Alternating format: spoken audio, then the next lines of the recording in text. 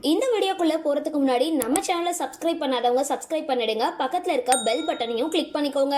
வாங்க வீடியோக்குள்ள போகலாம். தமிழ்ல ஆட்டோகிராஃப், திருப்பாச்சி போன்ற படங்கள் மூலமா பிரபலமானவங்க தான் நடிகை மல்லிகா. இவங்க தமிழ், தெலுங்கு, மலையாளம்னு பல மொழிகள்லயும் நடிச்சு பல விருதுகளையும் வாங்கியிருக்காங்க. ஆனா இவங்களோட உண்மையான பெயர் ரீஜா ஜான்சன். இவங்க கேரளாவை சார்ந்தவங்க. இவங்க முதல் திரைப்படமும் கேரளா திரைப்படம் தான். அதன் மூலமா தான் சினிமாவில் அறிமுகமானாங்க.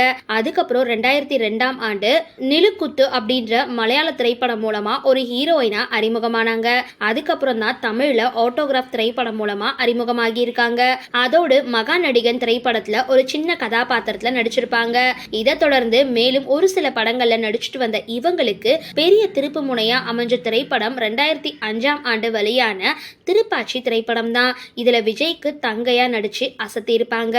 இந்த படத்தோட வெற்றியை தொடர்ந்து இவங்களுக்கு பல படங்கள்ல தங்கச்சியாகவோ அல்லது துணை நடிகையாகவோ நடிப்பதற்கான வாய்ப்புகள் குவிஞ்சிருந்தது. அந்த வகையில குண்டக்க மண்டக்க, திருப்பதி, உனக்கும் எனக்கும், சம்திங் சம்திங் போன்ற பல படங்கள்ல குறிப்பிட்டு சொல்ல முடியும். இருந்தாலும் அவங்க அதிக அளவுல மலையாள படங்கள்ல தான் நடிச்சிட்டு இருந்தாங்க. அது மட்டும் இல்லாம அஞ்சலி, திருவிளையாடல் அப்படின்ற சீரியல்கள்லயும் நடிச்சிருக்காங்க. இந்த நிலையில தற்பொழுது நடிகை மல்லிகா அவர்கள் திருமணமாகி வாழ்க்கையில செட்டில் ஆகிட்டாங்க. இதனால சினிமா துறையை விட்டு காணாமலேயே போயிட்டாங்க.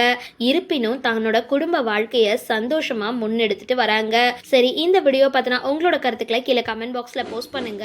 வீடியோ பிடிச்சிருந்தா லைக் பண்ணுங்க, ஷேர் பண்ணுங்க. மறக்காம டிபி காபி சேனலை சப்ஸ்கிரைப் பண்ணுங்க.